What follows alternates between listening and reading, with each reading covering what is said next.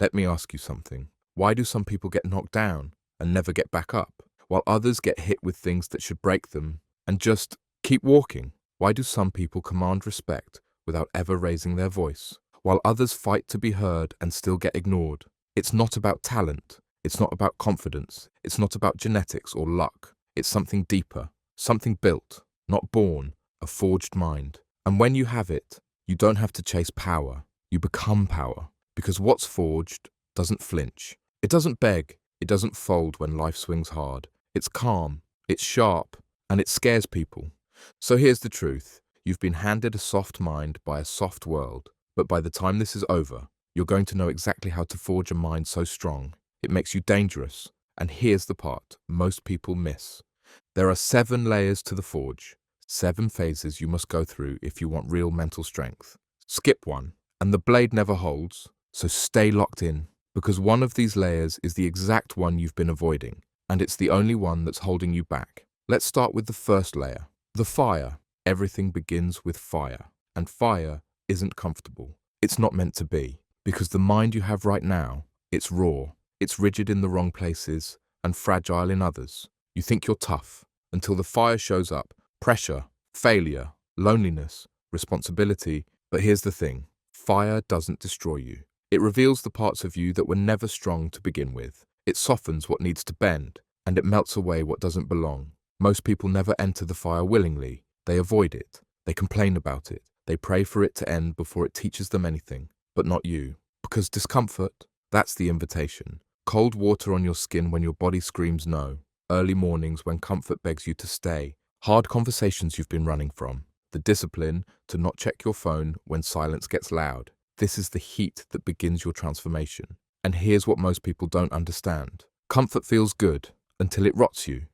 You'll see just how dangerous comfort is when we get to layer 4, because the blade you're forging can't be strong until you've chosen the burn. Remember this mantra, if it burns, it's building me. But the burn is just one layer of 7 that are crucial to a forged mind. The second layer is the hammer. Once you've entered the fire, something wild happens. You start to realize how many lies you've been living, and that's where the hammer comes in. The hammer doesn't ask, it doesn't apologize, it strikes what no longer belongs. And for you, that means your beliefs. I'm not built for this.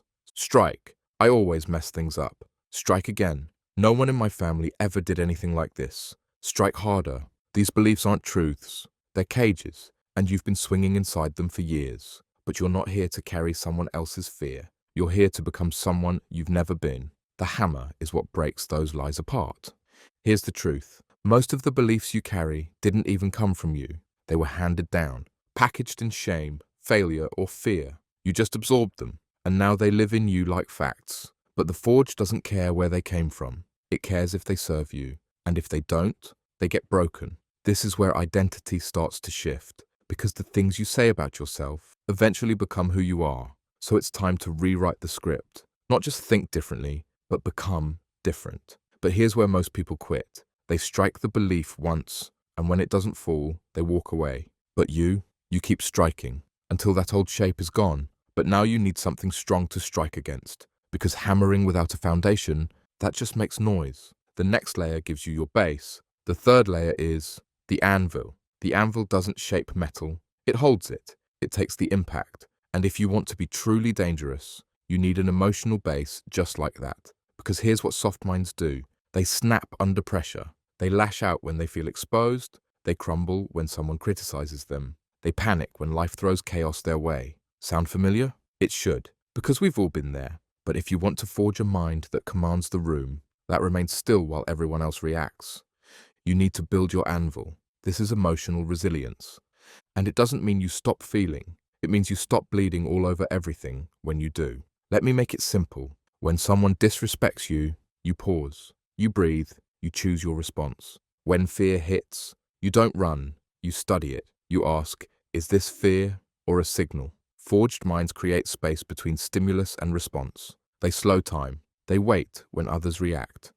And that's where the power lives. Most people never develop this. They're all emotion and no mastery. But what if, instead of reacting, you could channel that emotion into control? What if you could take that heat and use it to temper something permanent? That's what comes next. The fourth layer is the quench. Now you've reshaped the blade, but right now it's still soft, still bendable, still unstable.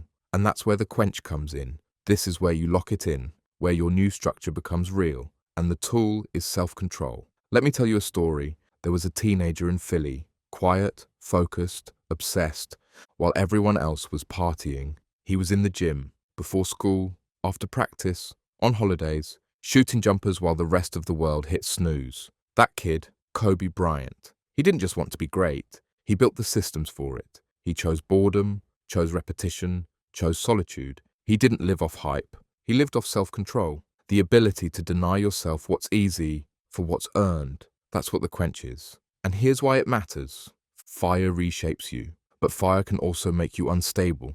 If you don't cool the blade, if you don't lock in the new identity, you relapse. You fall back into your old patterns. And this is where most people snap. They think change is a decision. It's not. Change is a sequence, a rhythm, a pattern, and the quench is where it sticks. So ask yourself, where do you lose control? Where do you give in? Where are you still choosing comfort? Because what you can't control owns you. We're almost to the edge now. But before you can become lethal, you need to sharpen. That's next. The fifth layer is the grindstone. Here's where most people zone out. Because this isn't dramatic. It's not glamorous. It doesn't get likes. It's just repetition. It's the grindstone. And it matters more than anything else. Because this is where sharpness is built. Not in single acts of heroism, but in the quiet, consistent follow-through. Waking up before the excuses. Writing when the words don't come. Training when your body says no. Studying when everyone else is taking a break. This is what sharp looks like. Not flashy. Not loud. Precise. The grindstone is about eliminating friction. You don't even have to think about it. You just do it. Because forged minds don't wake up wondering how they feel. They just move. Here's a hard truth. If you only act when you feel like it, you're not in control. And when you're not in control, you're dangerous to no one. The grindstone is where you turn willpower into instinct, where discipline becomes your default. But here's the problem. You can be sharp, focused, disciplined, and still be pointing the blade in the wrong direction. Because a sharp blade that's pointed in the wrong direction, it causes damage. That's where the mirror comes in. The sixth layer is the mirror. You've been forged, hammered, sharpened, but now comes something harder. Looking directly at yourself, because you can be focused, disciplined, relentless, and still be headed the wrong way. Self-awareness isn't optional. It's the only thing that makes all of this work. You can be effective and still empty. You can win every argument and lose your purpose. You can be feared and still not know why you're fighting. The mirror doesn't lie. It shows the edge, and it shows where it's aimed. So look close. Where are you putting your energy? What patterns are still on repeat? Are you chasing goals or running from wounds? Self-awareness isn't just for poets and journaling. It's your targeting system. Without it, you become successful and still feel lost. You win battles that don't matter. The most dangerous minds aren't just sharp. They're aligned. They know what they want, why they want it, and what they're willing to give up to get it. But there's one last layer, and it's the one most people skip, because the final layer isn't power, it's restraint. The seventh and final layer of the forged mind is the sheath. The sheath is the most misunderstood part of the forge. It's not weakness, it's control. Let's be clear. The most dangerous blade isn't the one that's swinging wildly, it's the one you never see coming. Because real power doesn't perform, it doesn't need to prove anything. It's quiet, sheathed, and ready. Forged minds don't argue with people beneath their mission. They don't flinch when they're tested. They don't broadcast every move. They just move. They know they're sharp, and that's enough. So here's your challenge. Try going 48 hours without explaining yourself, without justifying, without reacting. Watch how much power you've been handing away. The sheath isn't weakness, it's restraint. It says, I could cut through this, but I don't need to. That's the final piece. You've been handed a soft mind by a soft world. But now, you've entered the forge. You faced the fire. You took the hammer. You found your anvil.